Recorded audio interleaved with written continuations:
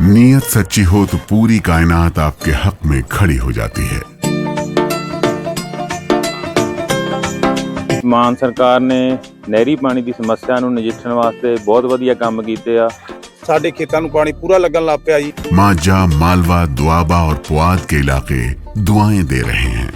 ਮਾਨ ਸਰਕਾਰ ਦਾ ਬਹੁਤ-ਬਹੁਤ ਧੰਨਵਾਦ ਕਰਦੇ ਹਾਂ। ਐਸ ਜੂਨ ਜੁਲਾਈ ਜਦੋਂ ਝੋਨੇ ਦੀ ਫਸਲ ਹੋਊਗੀ ਇਹ 85% ਤੇ ਪਹੁੰਚ ਜਾਾਂਗੇ। झूठ बोलो, बार बार झूठ बोलो, इतना झूठ बोलो कि इस देश के लोगों को सिर्फ और सिर्फ बेवकूफ बनाओ। यही काम हमारे देश के प्रधानमंत्री हो, गृह मंत्री हो और अब तो रक्षा मंत्री का भी नाम इस लिस्ट में आ गया है। जी हाँ दोस्तों, चौंकिएगा मत, क्योंकि देशवासियों से 145 करोड़ देशवासियों से कैसे झूठ बोला गया है, वो भी उस जगह पर जो सबसे पवित्र होता है दोस्तों। जी हाँ, इस देश का सबसे पवित्र मंदिर यानी कि पार्लियामेंट हाउस के अंदर राजनाथ सिंह ने ऐसा झूठ बोला दोस्तों कि अपने ही झूठ को वो बोलकर भूल गए कि उन्होंने क्या कहा था। और अब जो सच बताया है उसे देखकर आप हैरान नहीं बल्कि परेशान हो जाएंगे और चौंक भी जाएंगे कि इस देश के कोई भी नेता भाजपा में सच बोलते भी हैं या सिर्फ जनता को अपना उल्लू सीधा करने वाला समझ रखा है कि भैया हम अपना उल्लू सीधा करके निकल जाएंगे।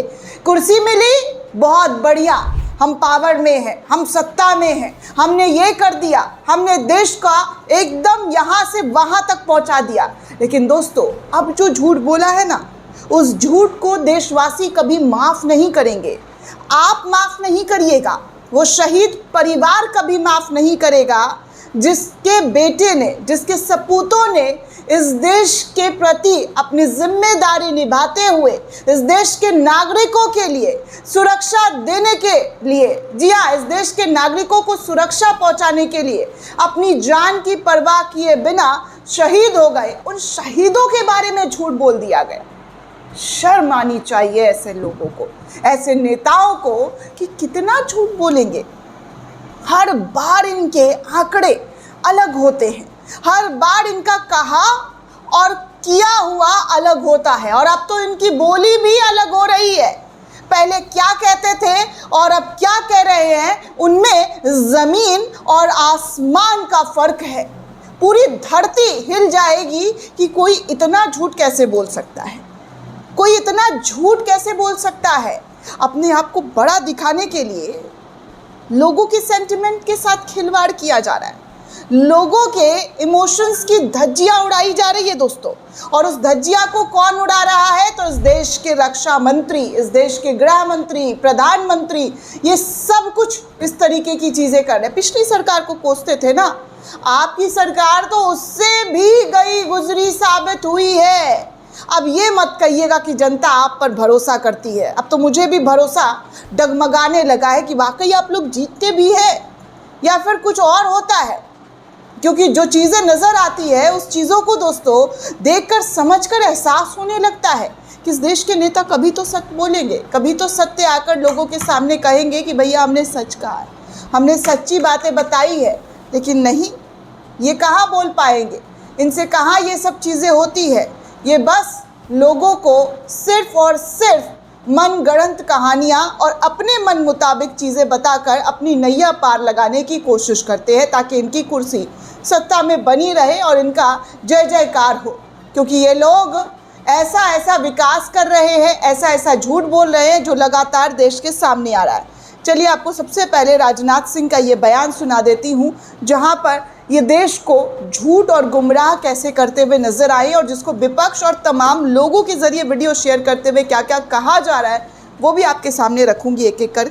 सबसे पहले सुप्रिया सुले जो कांग्रेस की प्रवक्ता है, नेता है, उन्होंने इस वीडियो को शेयर किया, जहां पर बगल में राजनाथ सिंह के बगल में अमित शाह बैठे हुए हैं, तमाम भाजपा के मंत्री बैठे हुए हैं, सबके चेहरों पर हंसी है।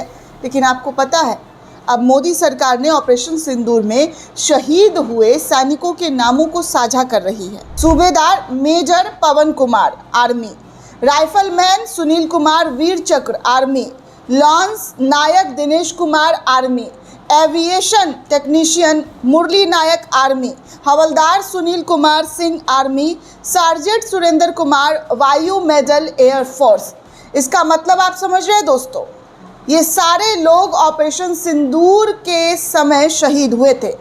इस देश के प्रति, जी हाँ, अपनी जिम्मेदारी और अपने तमाम लोगों की सुरक्षा, जी हाँ, इस देश के 145 करोड़ देशवासियों की सुरक्षा के लिए ये शहीद हो गए।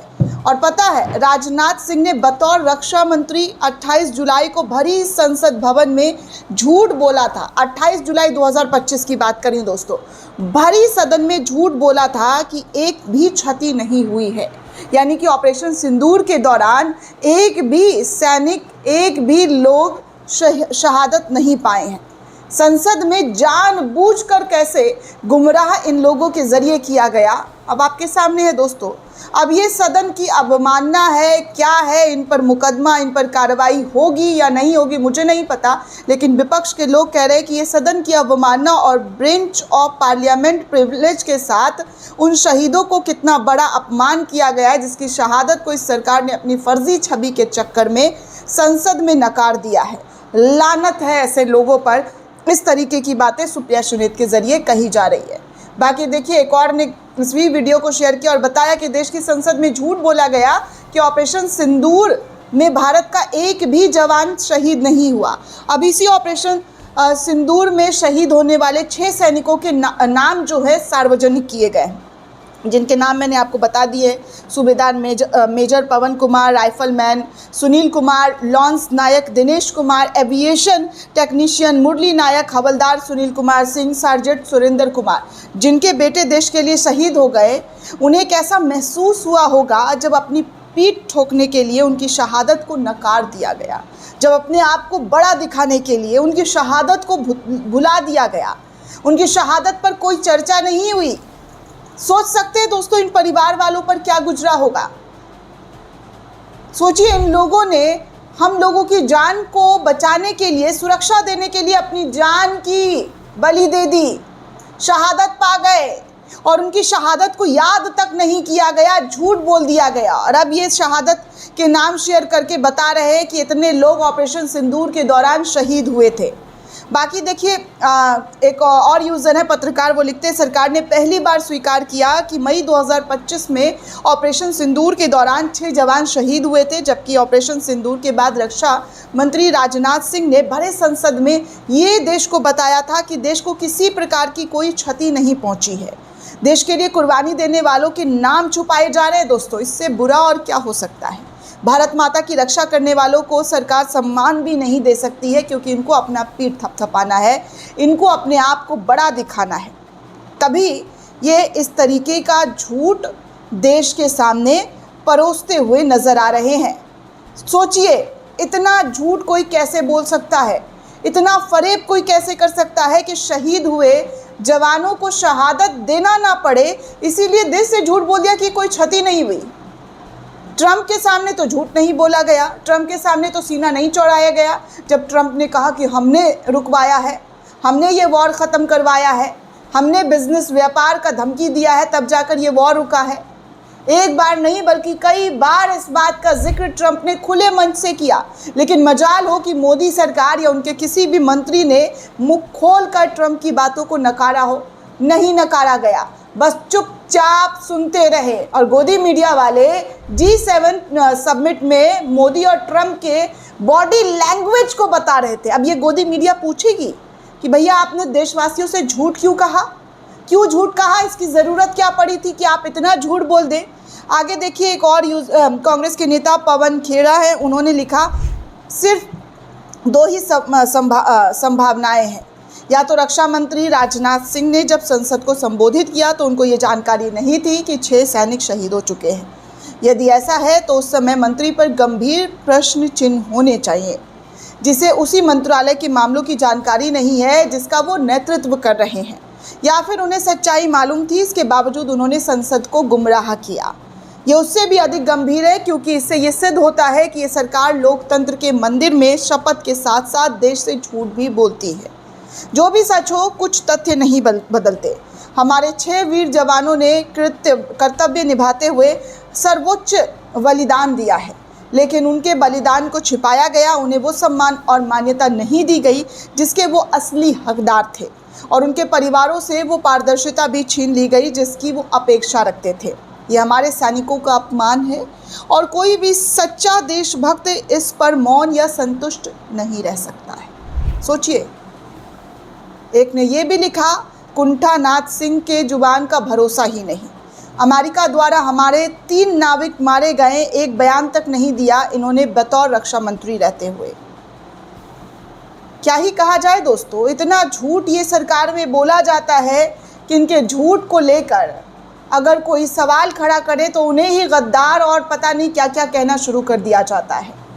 लेकिन एक बात याद रखिएगा, जितना भी झूठ बोला है उन सब का पोल खुद आप ही के सरकार में खुल रहा है, आप लोगों के ज़रिए ही खुला जा रहा है। जिस चीज़ को छुपाया गया वो चीज़ आपके ही सरकार में उजागर की गई है। आखिर ऐसी क्या मजबूरी रही होगी जहां पर शहीद हुए, शहादत पाने को 4 आंसू बहाने वालों को भी ये जानकारी नहीं दी गई कि भैया इनके परिवार वालों ने देश के प्रति जिम्मेदारी तय करते हुए अपनी जान, जी हाँ, अपनी जान दे दी। अपने परिवार के जो लोग थे, जो इनके परिवार के लोग हैं, उन पर सोचिए क्या बीत रहा होगा।